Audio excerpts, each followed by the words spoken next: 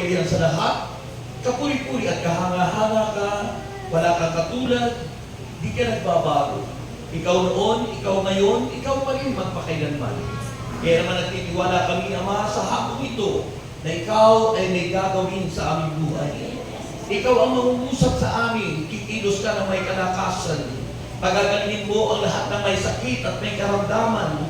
Tutugunin mo po ang lahat ng aming kahilingan at gagawa ka ng himala sa aming kalagitnaan. Diyos, ikay gumagamit ng instrumento at ako po'y napapagamit sa iyo bilang daluy at alunod ng iyong himala at pagpapala. Umaasa kami, Panginoon, sa iyong kilos at galaw kasama ang iyong mga awit. At ikaw po ang siyang mag-usap sa amin. Sundan po ito ng iyong tanda't himala at kababalaghan at mangyari po ang iyong kalooban. Sa pangalan ni Jesus, sa ngalan ng Ama, at ng Anak, at ng Espiritu Santo, ating purihin ang Panginoon. Purihin ang Panginoon, si Kristo ay narito na, tanging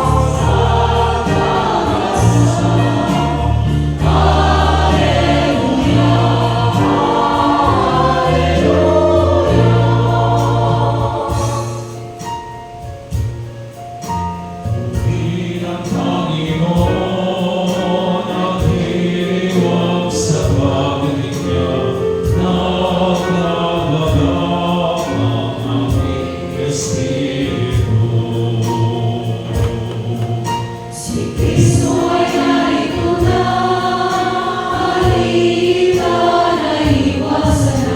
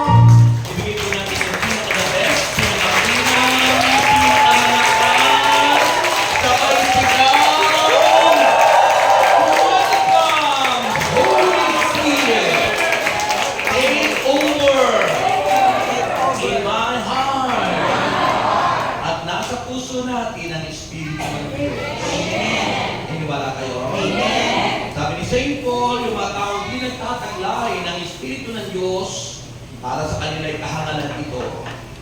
Yung ginagawa natin. Kaya pinagtatawanan tayo ng mga taong hindi nagtataglay ng Espiritu ng Diyos. Ayon yon sa unang sulat ni St. Paul sa mga taga-Korinto, Kabanata 2. Amen. Kaya masarap kapag nagtataglay tayo ng Espiritu ng Diyos. Amen. Yun lamang ang makasusunod sa kalooban ng Diyos. Amen. Mga tao nagtataglay ng Espiritu ng Diyos. Amen. At ang mga tao nagtataglay ng Espiritu ng Diyos, sila lamang ang makasusunod sa the greatest commandments of God. Amen. That you shall love your God with all your heart, with all your soul, with all your mind, and with all your strength. Amen. At yung pangalawa, that you shall love your neighbor as yourself. Amen. Sino na pa makagagawa nun? Mga taong nagtataglay ng Espiritu ng Diyos. Amen. Tapos na tayo. Mark chapter 13 verses 24 to 33 o to 32. Gospel according to St. Mark chapter 13 verses 24 to 32. Subalit sa mga araw na iyon, pagkatapos ng kapighatiang iyon, magdidilim ang araw. Hindi magliliwanag ang buwan. Malalaglag mula sa langit ang mga bituin. At magugulo ang mga kapangyarihan sa kalawakan. Pagkatapos makikita nila ang anak ng tao na nasa ulap, may dakilang kapangyarihan at karangalan. Susuguin niya ang kanyang mga anghel sa apat na sulok ng daigdig upang tipunin ng mga ito ang mga hinirang ng Diyos. Unawain ninyo ang aral mula sa puno ng igos kapag sumisibol na ang mga sanga nito at nagkakadahon na. Alam ninyong malapit na ang tag-araw. Gayon din naman kapag nakita ninyong nangyayari na ang mga bagay na ito, malalaman ninyong malapit na ang kanyang pagdating. Siya ay halos naririto na. Tandaan ninyo, magaganap ang lahat ng ito bago lumipas ang kasalukuyang salinlahi. Lilipas ang langit at ang lupa. Ngunit ang aking mga salita ay mananatili magpakailanman. Ngunit walang nakakaalam ng araw o ng oras na iyon, kahit ang mga anghel sa langit o ang anak man, ang Ama lamang ang nakaalam nito. Mga kapatid, ang mabuting balita ng ating kaligtasan. Puri ka namin, Panginoong Hesus. Kumusta na kayo?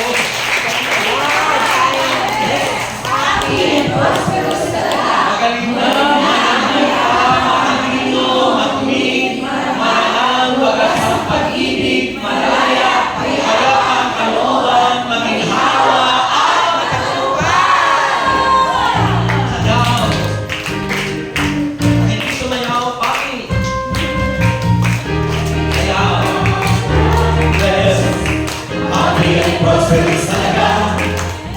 Thank God ako'y mayaman. Sino mayaman?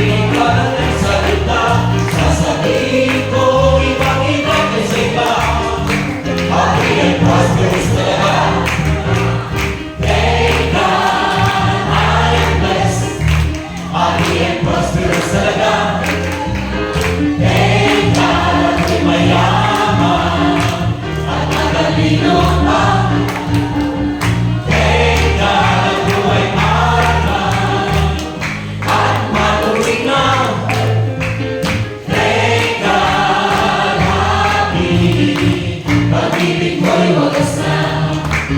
Ang El Shaddai sa kanyang nagbigay, sisilipin umapaw ang buhay. Ang El Shaddai, sino nun ang tunay? Diyan! Happy and prosperous na lang. Thank God! Thank God! I'm blessed. Happy and prosperous na lang. Thank God ako'y mayaman at natalino pa. Thank God ako ay marangal at maluwit na. Thank God, happy, pag-ibig ko'y wagas na. Happy and prosperous na lang. Happy and prosperous na lang. Thank God, I am blessed. Happy and prosperous na lang. Magaling na, mayaman pa, matuwid, Madumi, marangal, wagas ang pag-ibig, malaya, payapa ang kalooban, maginawa. Palakpakan natin si Lord. Okay, taas ang kamay niyo at dahan-dahang maupo. Dahan-dahang maupo.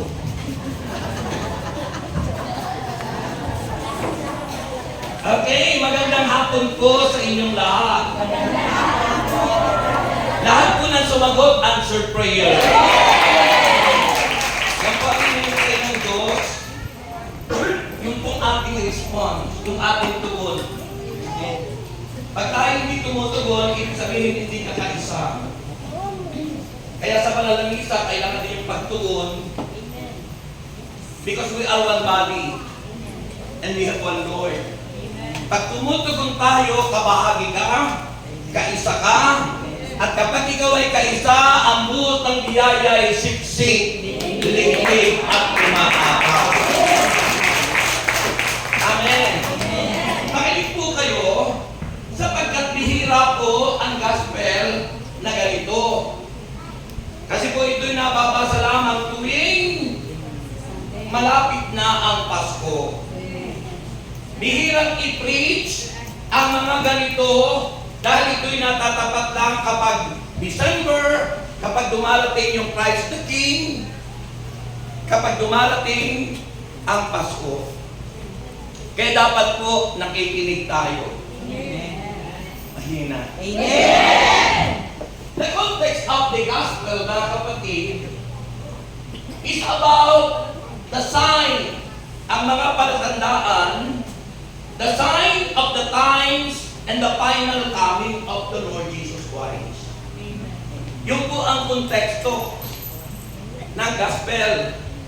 Yung mga palatandaan ng pagbabalik ng ating Panginoong Hesukristo. Baka sabihin niyo naman, ang tagal-tagal na, paulit-ulit lang yan. Alam niyo kung bakit paulit-ulit?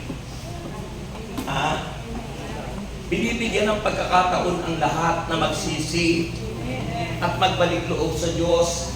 Kasi ayaw ng Panginoon na ang tao'y mapahamak.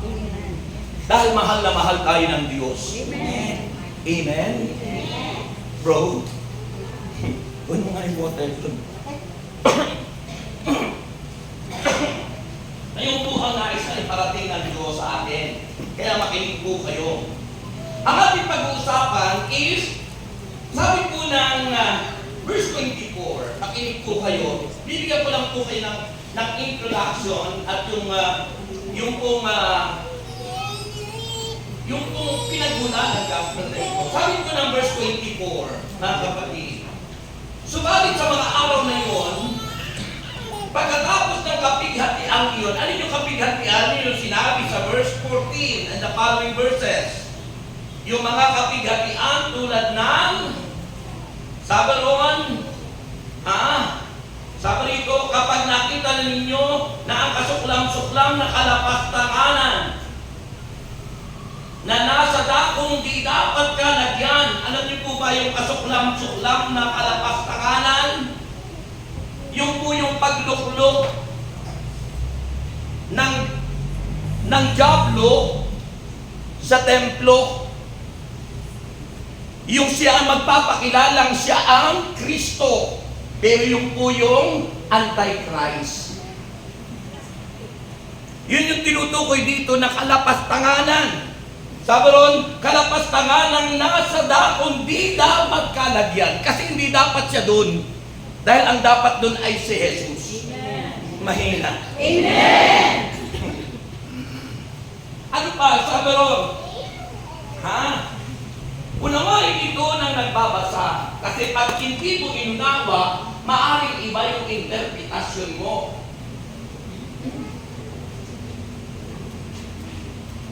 Diba? Kasi sa pag-i-interpret ng Bible, ang tawag ko dun ay, ano ang tawag sa exegesis. Pag sinabing i-expose, ilabas, yung dapat na message. Ang maraming nangangaral, ang tawag sa kanila ay easy or eisegesis. Yung self-interpretation. Pag self-interpretation, nagkakagulo. Hindi maunawaan ng tao kasi iba't ibang interpretasyon. Wala akong kausap. Amen.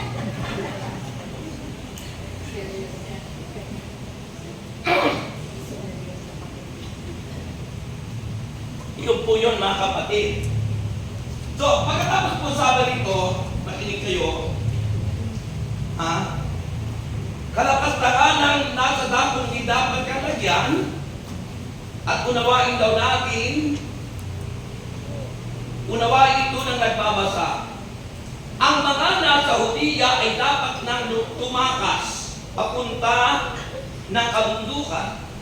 Ito yung paghanda patungkol sa pagbabalik ni Kristo sapagkat the first stage of the final coming of the Lord ay yung tinatawag ng ibang sekta na rapture. Sa ating Katoliko, ang tawag ay parousia. P-A-R-O-U-S-I-A. Parousia, yung pag-agaw ng Diyos sa mga tapat at sa mga banal. Dahil hindi pahihintulutan ng Diyos na ang mga tao ay mapahamak. Mahina. Diba? Yung namumuhay ng magwid. Saan po yung illustration niya na makikita natin sa Bible that is the truth? Yung pong nangyari sa Sodom and Gomorrah. Ang Sodom and Gomorrah, lubog sa kasalanan ng sodomy sin, Gomorrah, it means pag sodomy, lalaki sa lalaki, pag Gomorrah, babae sa babae. Same sex. Galit ang Diyos doon. Ayaw ng Diyos yun. Kaya ang ginawa po, pinaalis muna yung tapat. Pinaalis si Abraham, pinaalis yung pamangkin, si Lot. Pero yung asawa ni Lot, nag-alinlangan. Kaya siya naging haliging bato, asin, naging haliging asin. Kaya mahirap din po yung mga taong nag-aalinlangan, lalo na hindi nananampalataya, naniniwala sa aral na ito ng Diyos. Sabi, tagal-tagal naman, paulit-ulit lang yan, di pa naman bumabalik si Kristo. Matanda na lang tayo. Nakakuha ka na nga ng St. Peter Lifeline, nagamit na nung iba. Ba't hindi pa dumarating? Yun ang mga makikitib ang utak. Yun yung mga walang pananampalataya sa Diyos. Ha? Mga kapatid, kaya anong sabi po rito? Tumutukoy po yun, nasabi ron, ang nasa bubungan ay wag nang mag-aaksaya ng panahon na kumuha pa ng kahit ano sa loob ng bahay. Dahil sinasabi natin, di ba, inaawit pa natin yun. Ano yung unang estado? Yung pag-agaw ng Diyos sa atin. Nasabi nga ng ibang sekta, rapture sa ating Katoliko, parousia. Yung po yung inaawit natin sa pagtulog ng trumpeta. Di ba? Si Jesus ay darating na. At tapos sasabihin nun ay, ano sabi nun? Sa awitin na yun? Kukunin ng isa. May iniwan ng isa. Di ba? Nasa 1 Thessalonians chapter 4 po yun. Pakinggan niyo. Unang Thessalonica, Kabanata 4. Makinig po kayo. Sabi ng 1 Thessalonians,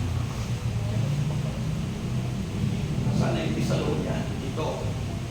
Unang Thessalonians chapter 4, ito ang sinasabi. Chapter 4, mula po sa mga talatang 13. Sabi ito, mga kapatid, nais naming malaman ninyo ang katotohanan tungkol sa mga namatay na upang hindi kayo magdalamhati tulad ng mga taong walang pag-asa. Yung tinutukoy na walang pag-asa, mga tao walang pananampalataya.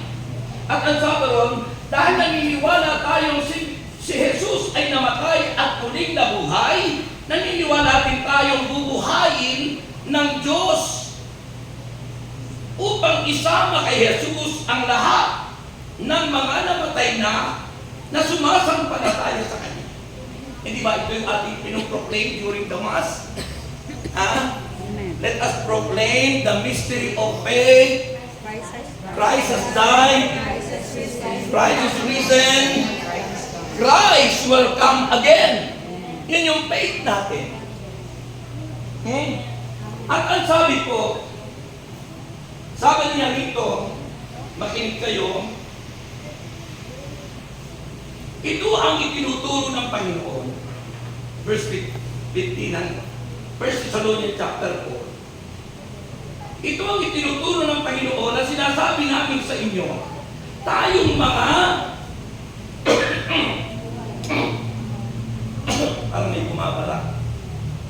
Every time na ako'y nandito, parang may bumabara, may kumukontra. Baka po may espiritistang nandito pa. Yung mga espiritista, yung mga tatawag sa ganun.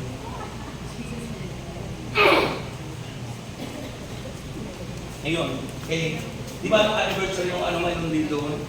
Sa St. Peter. hindi yung sa yung sa kampo. Ang anniversary. Basa. Naramdaman ko rin yun.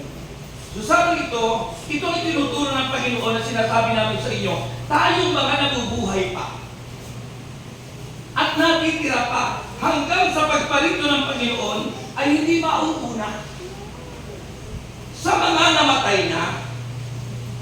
Sa araw na iyon, yung kanyang pagbabalik, yung unang estado, sa araw na iyon, ay maririnig ang tinig ng arkanghel at ang tunog ng trumpeta ng Diyos. At ang Panginoon mismo ay bababa mula sa langit na sumisigaw. At ang mga namatay na sumampalataya kay Kristo, mahalaga yun. Kaya mahalaga yung ating mamahal sa buhay, bago mamatay, kailangang sumampalataya kay Kristo. So sila mga sumampalataya kay Kristo ay bubuhayin muna. Mauuna sila buhayin ng Panginoon. Pagkatapos tayo namang mga buhay pa at natitira, ay titipunin sa alapaap kasama ng mga binuhay upang salubungin ang Panginoon sa himpapawid.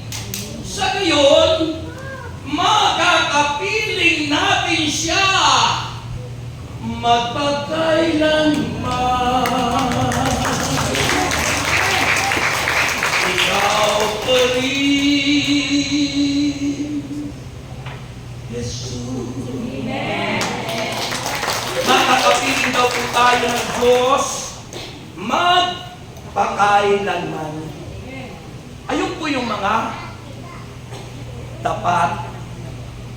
Nasa introduction pa lang ako. Kaya sabi po ng verse 20, verse 24 and 27 ng ating gospel, subalit sa araw na iyon, yung sinabi ko kanina, pagkatapos ng kapighatiang iyon, yung mga sinabi ko kanina, magdidilim ang araw, hindi magliliwanag ang buwan, Malalaglag mula sa langit ang mga bituin at magugulo ang mga kapangyarihan sa kalawakan. Ang tinutukoy po doon, yung mga planeta, mawawala sa tumpak at tamang, Direction. ay di nagbanggaan yun. Ganon kagulo, ano? Pero huwag kayong matakot. Sabi po roon ng Bible, that is a kind of sign, mga palatandaan in the final coming of the Lord. Then pagdating sa verse 28, sabi ng verse 28, unawain ninyo ang aral mula sa puno ng igos. Naalala niyo po yung puno ng igos? Nang makita ni Jesus, walang bunga, sinumpa. Mahirap pag ang tao walang bunga. Baka bunga nga lang, umarites or marisol, sinusumpa ng Panginoon sa pagwalang bunga. Kaya sabi niya, unawain niyo ang aral mula sa puno ng igos, kapag sumisibol na ang mga sanga nito at nagkakadahon na, alamin ninyong malapit na ang tag-araw. Ibig sabihin, malapit na ang pagbabalik ni Kristo. Ini-illustrate doon, sabi ron, gayon din naman kapag nakita ninyong nangyayari na ang mga bagay na ito, malalaman ninyong malapit na ang kanyang pagdating at halos siya ay nariyan na. Anong ibig sabihin po nito? The fig tree, symbolic of peace, kapayapaan, at security. Ang fig tree po, kung ating babasahin, tumutukoy po sa Israel. Ang Israel po, napakagulo ngayon. Doon din po luluklok yung sinasabi natin kanina na, kalapastanganan na nasa dakong di dapat kalagyan. Kasi po, sinasabi ng Balakla na kapag na-rebuild na muli ang templo, luluklok doon. Hindi ba nire-ready nila? So, tingnan niyo po, magulo pa ngayon ng Israel. Pero darating yung peace, yung kapayapaan. At darating ang panahon, yun nga, luluklok doon yung lapastangan. Akala nila'y totoo kasi they were waiting, sila naghihintay ng tagapagligtas. Hindi nila accepted si Christ. Hanggang ngayon, sila nakikinabang sa naganap kay Kristo because of tourism. Pinupuntahan ng mga Kristiyano yung lugar ngayon. Pero, hindi nila tinatanggap si Jesus. Kaya sinasabi, tulad ng fig tree, ang fig tree ay sumisimbolo sa peace and security. Na pagdating ng panahon na naging payapa na pangako naman ng Diyos na hindi po makukubkub ang Israel ng sinuman. Dahil they were the chosen people of God. Sila yung tunay na mga pinili at hinirang ng Diyos ang mga Hudyo o mga Israelita. Wala akong kausap. Ang yun na.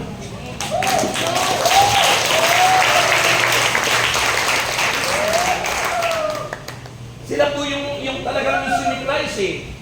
Ha? Yung piliin yung mga remnant, yung mga nakitira sa Israel. Kanya lang naging problem, inireject, hindi tinanggap, pinaliwala. Saan ibinaling ng Diyos ang kanyang pag-ibig? Sa mga Gentiles, sa mga Hintil, kasama tayo doon. Amen. Nabaling sa atin. Kaya binigay na yung word na John 3:16. For God so loved the world. Hindi na doon lamang sa Israel. Kundi ang pag-ibig ng Diyos hindi lamang sa bansang Israel kung Kanaan na pangako ng Diyos, kundi ang pag-ibig niya at pagliligtas niya ay para sa lahat.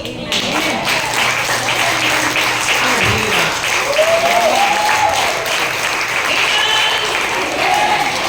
For all, for God to love the world. Pag-ibig ng Diyos ay kalimutan. Hindi lang for God so loved Israel or Canaan, the promised land. Hindi po. At mula noon hanggang ngayon, ibinilang niya tayong the new Israelites, the new generation, ang mga bagong Israelita. At kung tayo mga bagong Israelita, mga tinubos, pinalaya ng Diyos na sila lamang ang may karapatan, mga pinalaya na uminig at magmahal sa Diyos ng buong puso, buong lakas, buong kaluluwa at buong pag-iisip. Yung mga hindi pa tinubos, hindi niya magagawa. Na dapat ay sila lang talaga. Dahil sila yung unang pinalaya ang Israel sa pagkaalipin ng mga Egyptian. Kaya makikita po natin mga kapatid, doon po sa fig tree, verse 28 and 29, yun nga po, it's symbolic of peace and security. At ito'y kailangan ng discernment. Ano po pag-ibig sabihin ng discernment? Kailangan yung po yung pang-unawa natin. And that is a gift of the Spirit. Kapag wala pong discernment ang isang lingkod, delikado yun. Kaya po, nag-discern. Di ba yung ang hinihingi ni King Solomon? Yung malaman at matutunan niya kung ano yung taglay na espiritu ng isang tao. Taglay ba niya espiritu ng Diyos o ang masamang espiritu? Kaya yun po yung pang-unawa, divine wisdom. Sabi ng verse 30 and verse 32, makinig kayo. Sabi ng verse 30, tandaan ninyo, magaganap ang lahat ng ito bago lumipas ang kasalukuyang salindahi.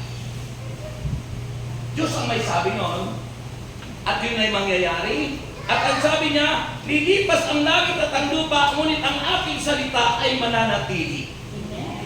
Magpakailanman. Amen. Kaya po, kung ito'y mangyayari, sabi ng Diyos, magaganap ito. Tiniyak ng Diyos. Mangyayari ito. Amen. Now, our topic is what we need to do. Ano ang dapat nating gawin? Baka wala po kayong ginagawa. Baka pabanjing-banjing lang na Kristiyano. Katulad ng iba na palipat-lipat, parang paru-paro. Na wala nang mangyayari pagdating ng panahon, malalanta at matutuyo.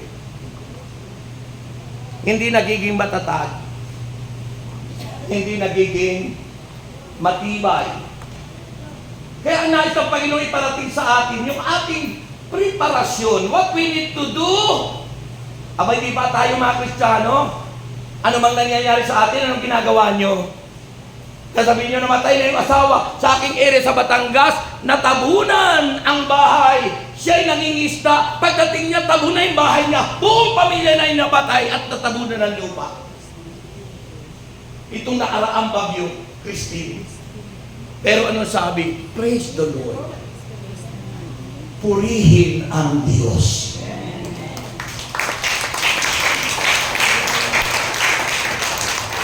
Yan yung mga malalalim na ang pananampalataya. Yung malalalim na ang pananampalataya kahit anong mangyari. Di ba inaawit natin?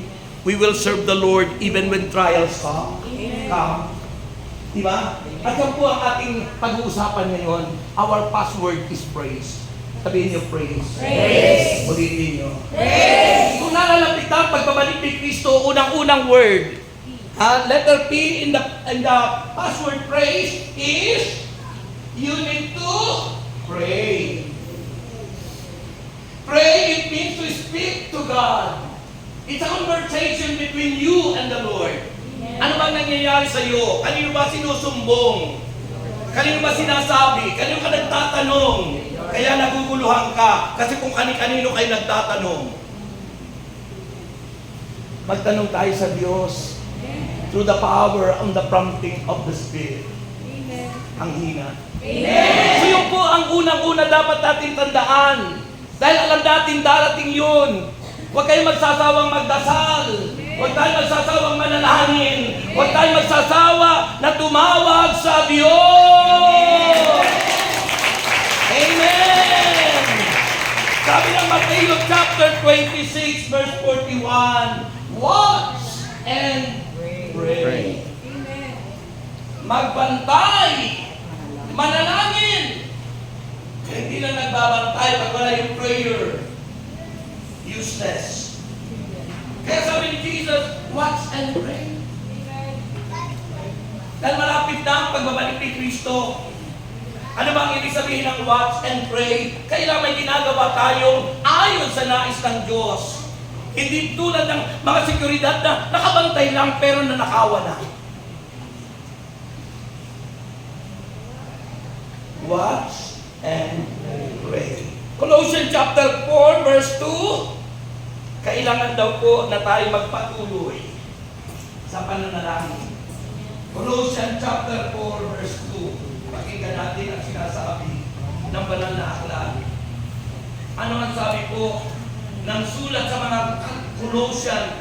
Colossians chapter 4 verse 2. Makinig kayo. Sabi niya, maging matyaga kayo sa pananalangin. Matyaga, pag sinabing matyaga, kahit antok na antok ka na. Matyaga kang makipag-usap sa Diyos.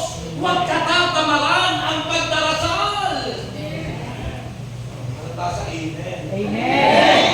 Huwag katatamaran ang pagdarasal. Amen. Minsan natatamad tayo. Ano sasabihin natin? Atos na ako. Nagtitend na lang tayo sa sign of the cross. It's good. Pero mahalaga, kinakausap natin ang Diyos. Yan ang sabi ro, Colossians chapter 4. Ano sabi? Colossians chapter 4 verse 2. Maging matyaga kayo sa pananalangin, laging handa. Laging handa. Always ready. Saan? Sa pagbabalik ng Diyos. Always ready. Laging handa at mapagpasalamat sa Diyos. Ano ba ibig sabihin ng mapagpasalamat? Ano sa ibig sa mapagpasalamat? Thanks giving.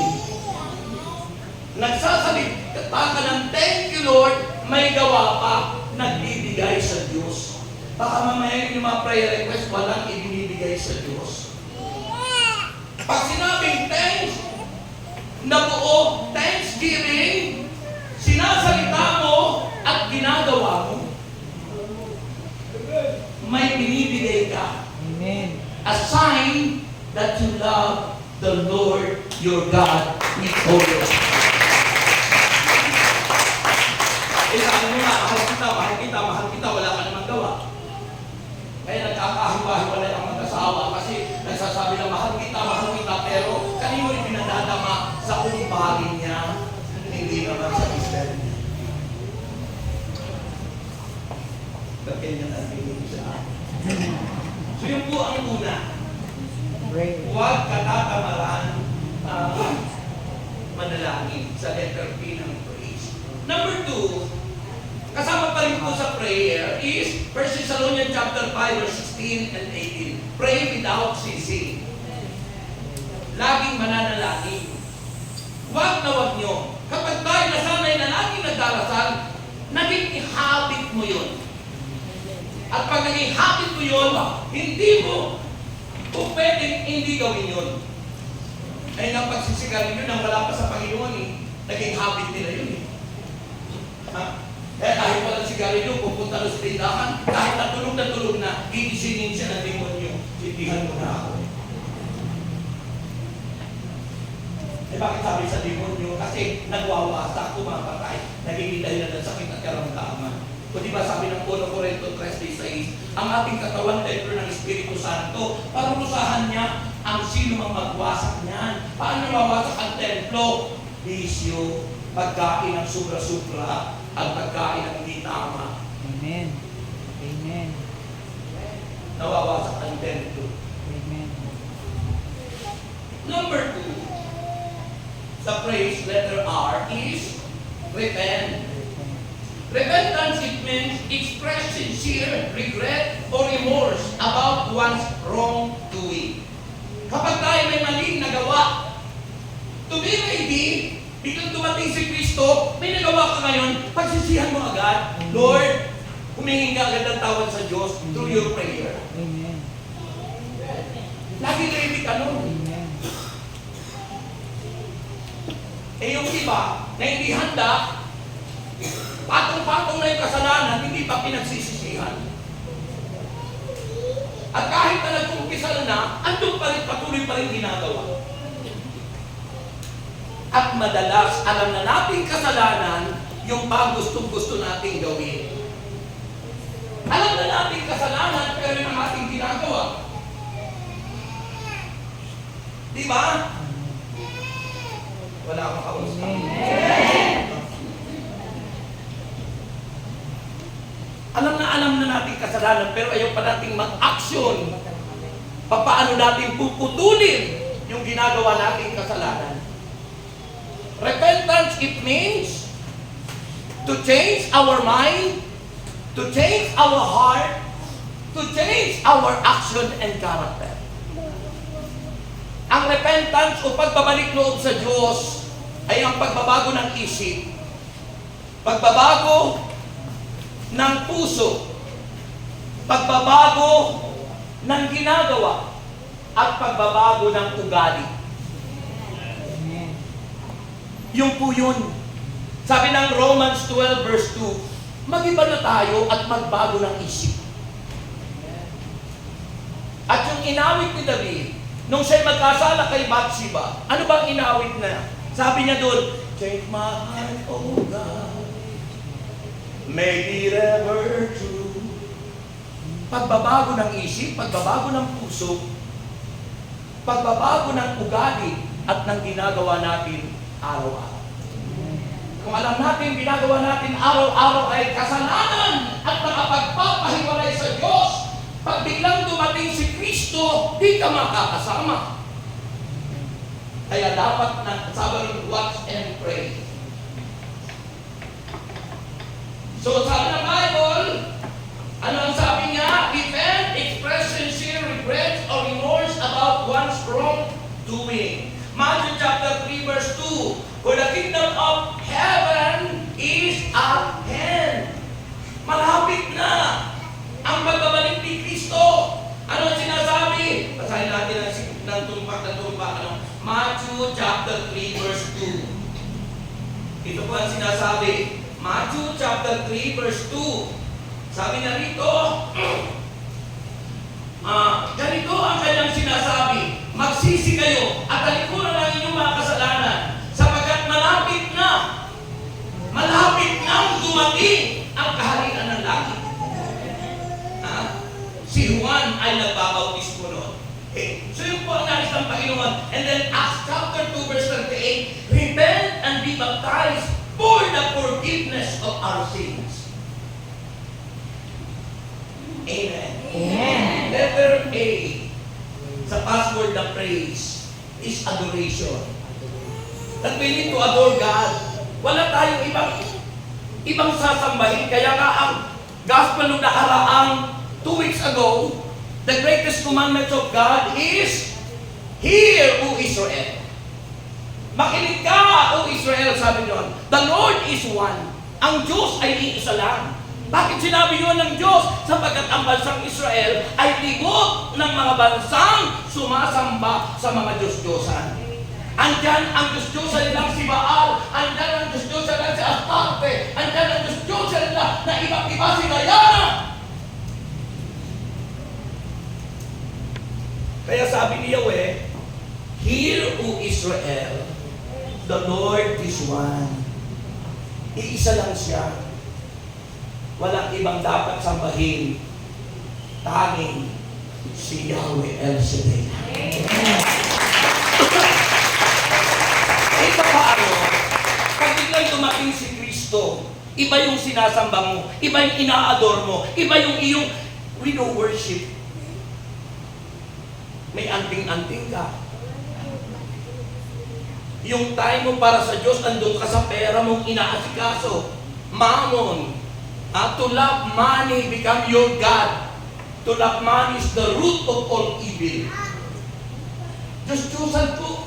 Kaya tingnan nyo, Maraming mga tao na yaman na, pero bakit sila gusto pang magnakaw, gusto pang mangurakot, gusto pang manluko para lamang magkamit ng limpak-limpak na salapi. Kasi Diyos-Diyosan na yan. Paano pag biglang dumating si Kristo? Hindi na natin kailangan ang ikta-iktayang lupa. Hindi natin kailangan ang lahat ng kayamanan dahil pagbabalik ni Kristo sa ating sariling buhay. 5 by 7 square meter lang ang lupa kailangan mo na yung paglilibing. 5 by 7. Yun lang. Tapos makikipag-away ka. Tapos maghahanap tayo ng maraming pera para lang lukuhin ang kapwa. Para lang linlang. Hindi ba napakalaking kasalanan nun? Mga kapatid, paano kung biglang dumating si Jesus? Kung gano'n ang ating mga karakter at ugali ang ginagawa. Kaya ang mahalaga yung adoration. Adoration, it means to worship. Psalm 34 verse 1. Ano po ang sinasabi sa Psalm 34 verse 1? Ito po ang sabi ng banal na kasulatan. Psalm 34 verse 1. Sa lahat ng pagkakataon si Yahweh ay aking pupurihin. Pagpupuri ko sa Kanya'y hindi ko papatigilin. Amen. Katandaan po ang hindi ko papitigilin, sabi ng banal na kasulatan. Ibig sabihin, ang pagpupuri at pagsamba, walang humpay. Hanggang sa maranasan natin, madama natin ang presensya ng Espiritu Banal. Ito pa pinatay sa Isaiah 44, verse 24. At pangatlo po, kasunod po na letra sa praise is I. Pinibilisan ko, baka abutin ako ng alas 6. Magbabantay sa araw. Sabi po sa I, incline with the Lord. Incline, it means wanting to do something or likely to do something. Yung ikaw ay may nais gawin para sa Diyos. Na makabubuti, makalulugod para sa iyo at sa Diyos. Na hindi makapaghihiwalay sa atin. Yan yung awit ano? Sino makapaghiwalay sa atin sa pag-ibig ni Kristo? Sino makapaghiwalay sa atin sa pag-ibig ng Diyos? Sabi ng Proverbs chapter 4 verse 20 and 22, my son, inaari tayo ng Diyos na mga anak. My son, attend to my words. Makinig. Habron, attend to my words. Incline thine ear unto my saying. Kailangan po inuunawa natin yung sinasabi ng salita ng Diyos. Pinag-aaralan natin. Alam mo, ang naiinlap sa pag-ibig ng Diyos o sa salita ng Diyos ay ang mga taong filled with the Holy Spirit. Dito tayo puspos ang Espiritu, katatamaran mong magbasa ng Biblia. Katatamaran mong mag-aral niyan. Mas gugustuhin mo pa yung pag-aralan kung paano katatama sa loto. Yung numero. Bibili ka ng maraming papel yun at aanuhin mo na kaano yan. Pero yung Biblia, paliwala na. Kaya ka tayo binaptize ni Lord eh. Through baptism, ang purpose ng baptism sa doon ay empowerment. Para sumaatin yung Espiritu Santo, we received the Holy Spirit when we were baptized. At kung bautismuhan tayo, nasa atin na yung Espiritu Santo. Ang problema ay tayo, we don't let the Spirit of God to move in your heart. Ang nasusunod sa atin, sarili natin, gusto natin, yet hindi yung God's will, kundi self-will. Kalutuban ng tawa na susunod sa atin. Amen. Kaya ang malaki at matinding kalaban daw ng tao, sarili mo. Sarili. Ang pinakamatinding kalaban natin, ang ating sarili. Amen. Pinatawad na ba natin ang ating mga sarili? Sinabi na ba natin sa sarili natin, pinatatawad na kita? Dahil ikaw, ang ginagawa mo lagi, aliwas sa gusto ng Diyos. Pagalitan mo yung sarili mo. Sabihin mo, pinatawad mo na yung sarili mo. Amen. So sabi ng Bible, incline with the Lord, mga kapatid. Basahin ko sa wikang Tagalog po. Proverbs chapter 4, mga kapatid. Sabi po ng Proverbs chapter 4, verse 20. Pakinggan niyo itong mabuti. Aking anak, salita ko ay pakinggan mong mabuti. Pakinig mo ay ikiling. Yan. Ang translation ng incline, ikiling.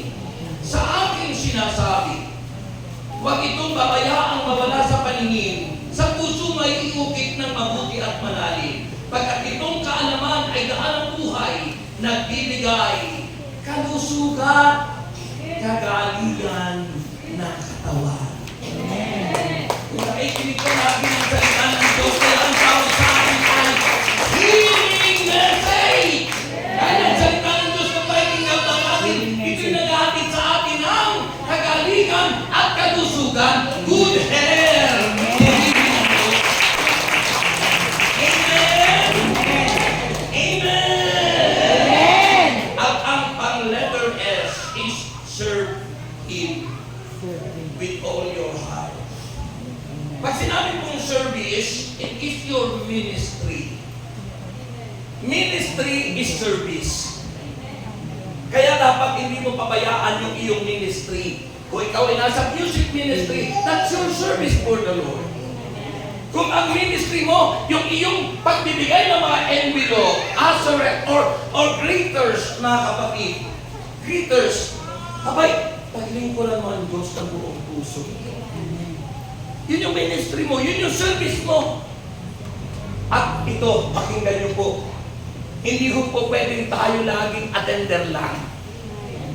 Kailangan po nag-move on na dapat ang attender ay nagiging workers. Mayroong ministeryo na paglilingkod sa Panginoon.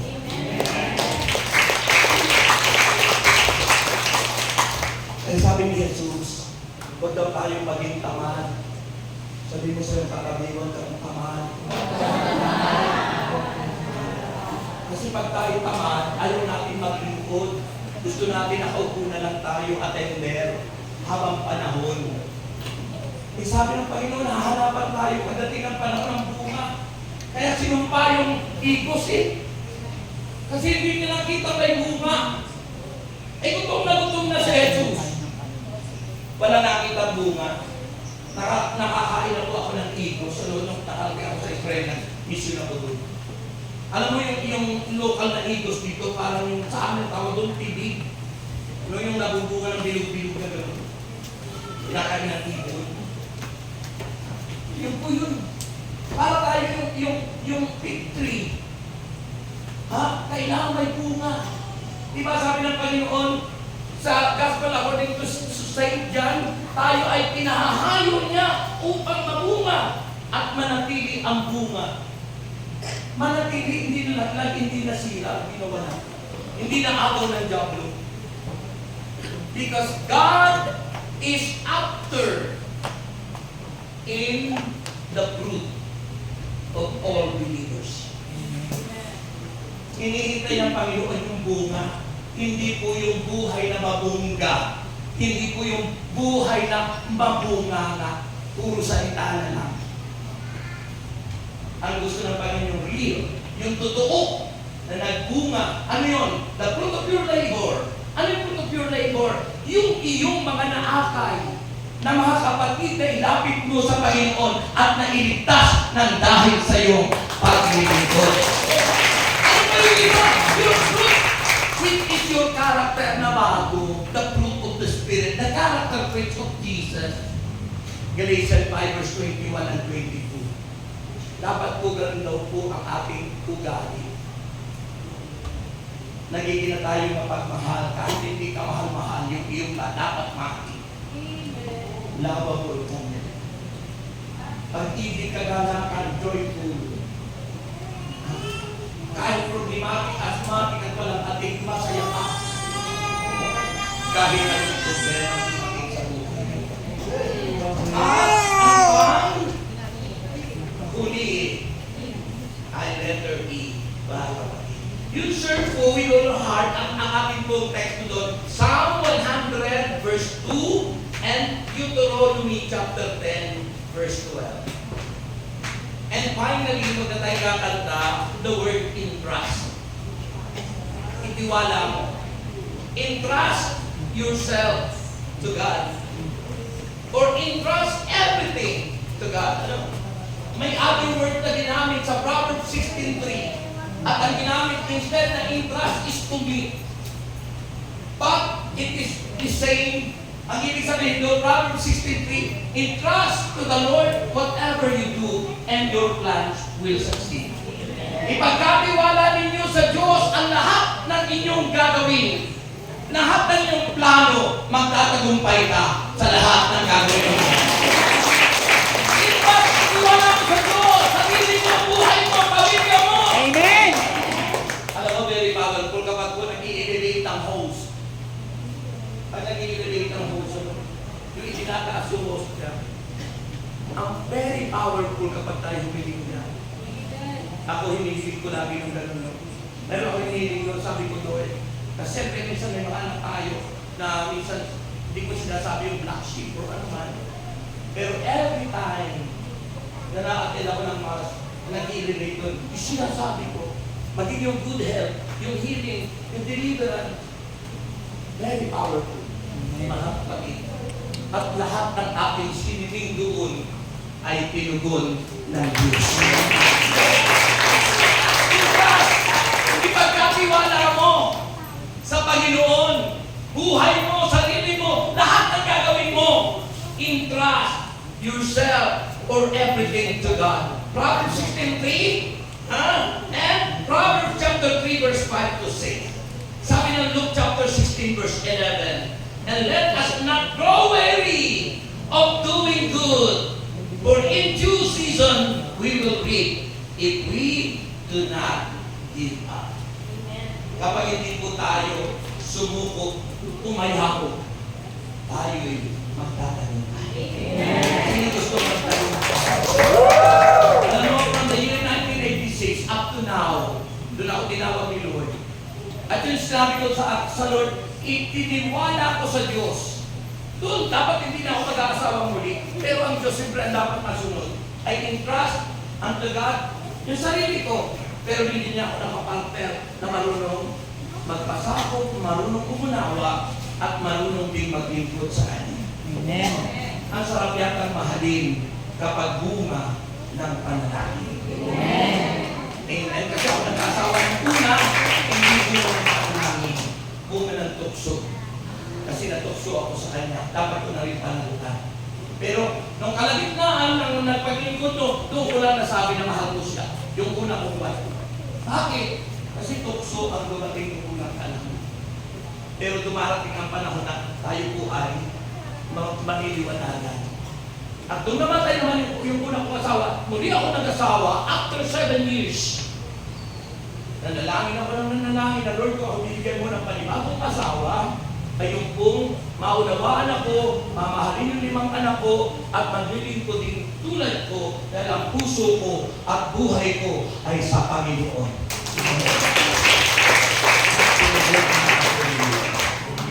Diba? Kaya sabi ko doon sa awit, o kay sarap mahalin bunga ng panalangin sa isipan at puso ko, lagi ka nakapansin. Pag hindi bunga ng panalangin ng asawa mo, minsan hindi ka napansin. Mas pansinan niya yung kumpare niya kasi mas gwapo yung kumpare. Di ba? Minsan yung asawa natin, minsan nagsasawa sa atin kapag tayo walang mabuting ginagawa para sa ating mahal sa iyo. Kaya sasabihin sa iyo ng asawa mo minsan, ano sasabihin sa iyo ng asawa mo minsan? Ha? Ano nga yung salitang yun sinasabi? Ha? Yung nag-aaway ba? Ha? Tapos sabi nun ay, basta may nakalimutan ko, ayan siguro kasabi ni Lord. Kasi minsan, hindi na natin maipadama yung pagmamahal. Kaya, minsan nag-aaway at nagsasagutan. Kasi mahalaga yung naipadadama yung pag-ibig at pagmamahal. Tandaan nyo, mga nanay, mga kapatid, ang pag-ibig ay di tumatanda. Kaya, hindi mo pwedeng sabihin mo, kung naglalambing sa iyong asawa mong 80 years old na at hinahagkan ka pa sa puno ng tenga, hayaan mo lang. Kasi ang pag-ibig ay di tumatanda. Kailangan niyang maipadama na mahal ka niya maging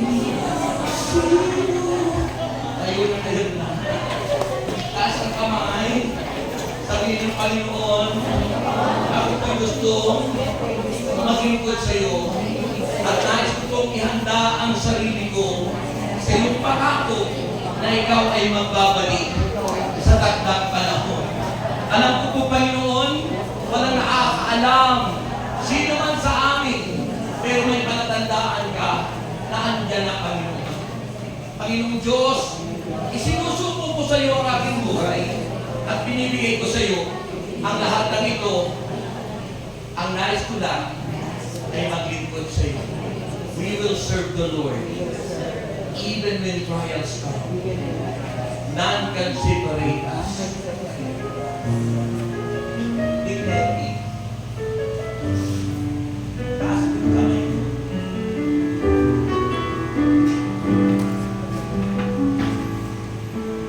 We will serve the Lord, even the trials come. None can separate us from the love of God. We are more than conquerors. No one can defeat us. We are the chosen generation. We are the sons of God.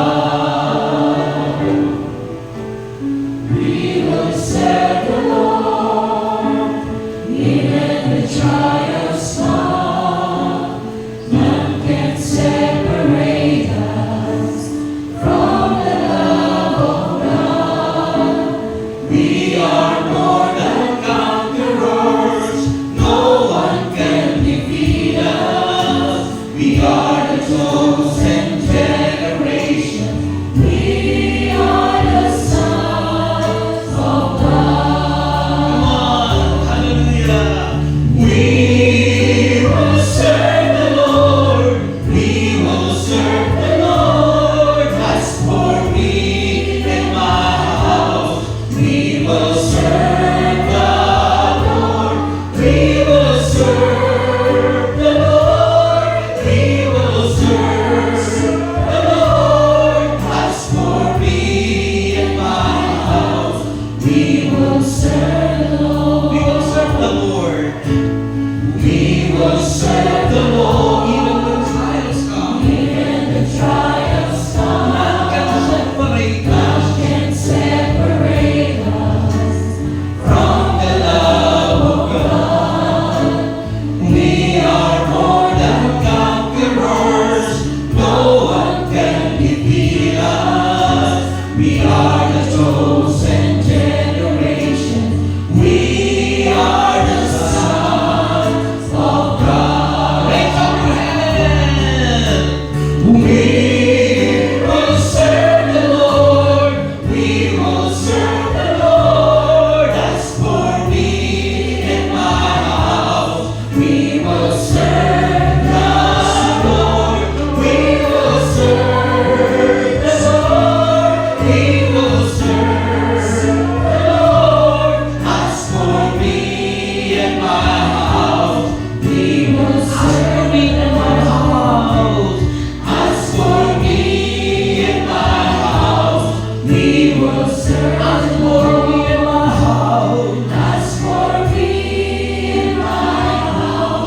We will serve the Lord. Now let us pause for a minute, mga kapatid.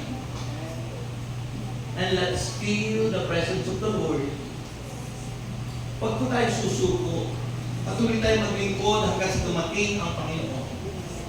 Huwag na huwag tayong patatangay sa mga nang-aalok sa atin na tayo kung dumalo, tayo dito, tinawag kayo sa Diyos, ng Diyos sa isang kongregasyon. Manatili po tayo sa katapatan kung saan tayo tinawag ng Panginoon. Hintayin natin yung kanyang pangako na siya'y magbabalik. Hintayin natin na hindi dumating sa atin na tayo pag lumipat, naninira tayo ng ating kapwa. Sisiraan natin yung simbahang tinatag ni Kristo. Hindi po dapat yan. Hindi po tayo tinawag ng Diyos para magpalaganap ng hate, magpalaganap ng division, magpalaganap ng kung anumang kilos ng kaaway. Tinawag po tayo ng Panginoon to help His Mother Church, to help the body of Christ. Tinawag tayo ng Panginoon para maglingkod hanggang sa kanyang pagbabalik. Feel Him. And I know God is moving right now. May ginagawa siya sa iyong buhay. His Spirit working with us, doing something good in you. At alam niya kung ano ang kailangan mo ngayon. The Spirit of God is here. At tumikilos na may malakas. Lahat ng may sakit ay pinagkagaling ng Panginoon ngayon. Hinihipo ka ngayon mula unang katalampakan. And if by faith that you receive healing and deliverance, by your faith you receive deliverance, healing, power in the name of Jesus. May the power of the Holy Spirit, ang Diyos ang nagbabago ng ating mga karakter. Ang Diyos ang bumabago sa atin ay 2 Corinthians 5 verse 18. Ang Diyos ang gumagawa ng lahat ng ito. Ngayon ipatog mo ang iyong kamay sa iyong ulo.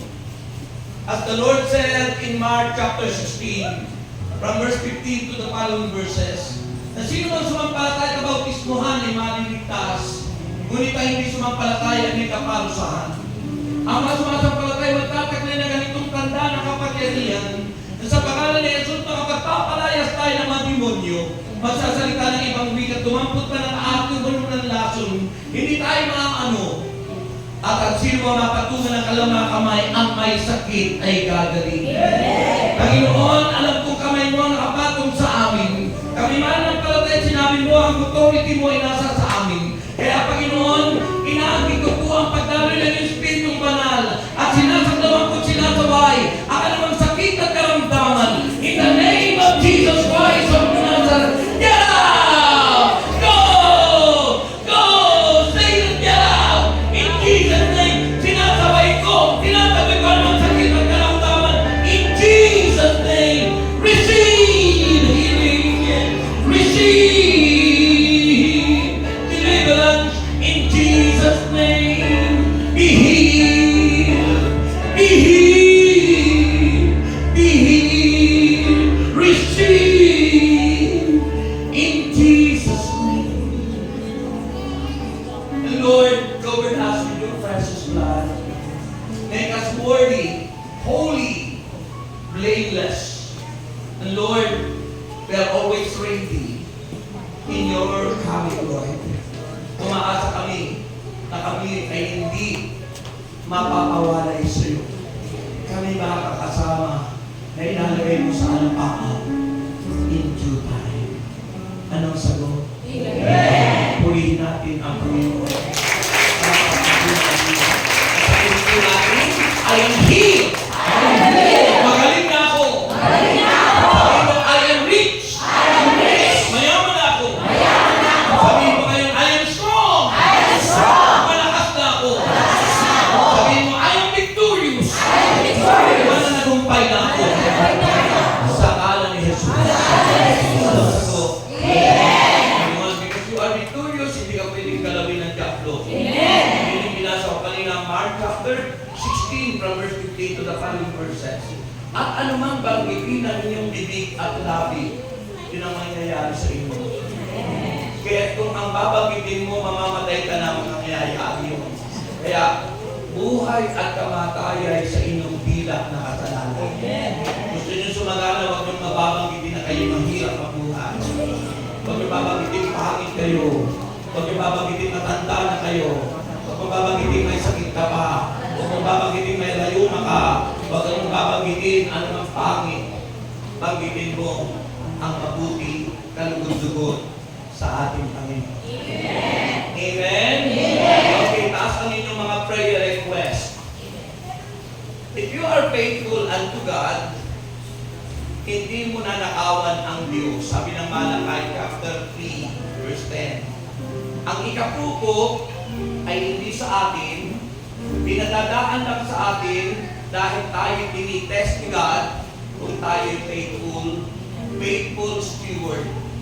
Kapag hindi po tayo faithful na katiwala ng Diyos, pinupuha natin, ninanakaw natin, inaangkin natin, eh hindi naman sa atin yun, sa Diyos yun. Amen.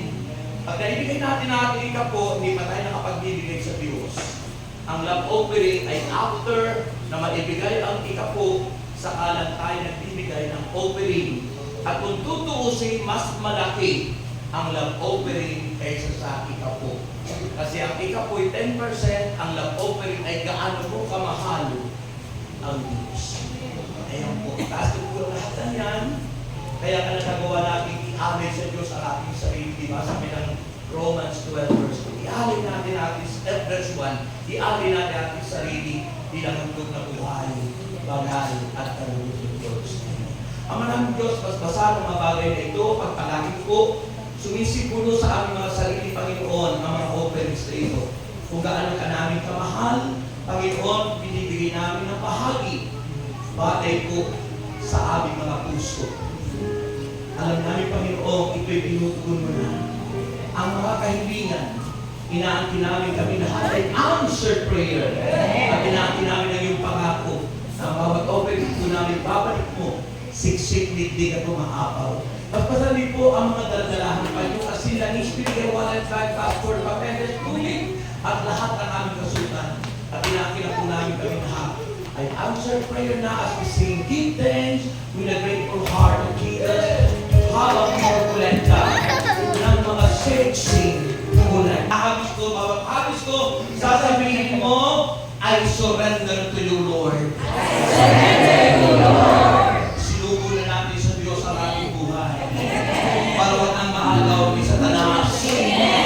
Sa Diyos natin isubo. Itiwala ang buhay natin sa Panginoon. Dahil hirap lang yan sa Kanya. Handa na kayo? Tatlong bonus po yun. El Shaddai spirituality na tawag yan. At bawat sasabihin ko, bawat habis ko sabihin mo, I surrender my life to you, Lord. I surrender my life to you, Lord. Okay, ready na kayo? May the Lord God bless us all now and forever. In the name of the Father, in the name of the Father, and of the Son, and of the Holy Spirit. Amen and amen. Ito na ang unang bonus ko lang kung inisip. Mangyayari sa buhay nyo. Sasabihin nyo, I surrender my life to you, Lord God. Ito na po na! I surrender to you, Lord! Walang kakayaan. Ako tao. Sinambot sa aking servant na bawat hagit yan. Alam mo, 26 countries na napunta. Sabi mo, dalawang kailangan pautunin pa rin sa iba. Ngayong November 28, maglilip ako, pupunta ako ng join ako ng anniversary ng Hong Kong at saka Macau. Kasi birthday ko at saka anniversary namin mag-asawa. Kaya ito kami okay, ito na po ang pangalawa. Mag-isip na kayo kung anong gusto nyo puntahan. Gusto nyo Europe? May magpalit na lang kayo sa aking wife. Papunta ng Europe po ang sa Vatican City. Okay? Yan. Pwede na? Pangalawa? Naisip nyo na? Okay. Ito ang number 2!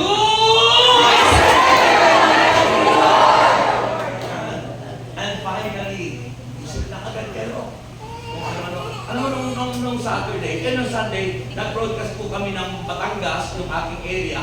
Tapos mayroong nagpatuturo doon na sister, taga Santo Tomas. Ang hiniling daw lang niya sa Panginoon, 1 million. Ha? Ano ang binigay din sa kanya? 1.5 million. Wow! Sabi ko, laki-lakihan nyo lang. Laki-lakihan mo eh. Ang liit ng ano, 1 million. Laki-lakihan nyo lang. Ha? Lakihan nyo lang kasi ang Diyos natin malaki. Malaki Diyos. Amen? Ang pinamupuno, binigay ko lahat ng mga type ko. Talaga naman grabe. Ako 69 na, pero sabi ko, mukhang 39. Hindi tumatanda daw si Brother X.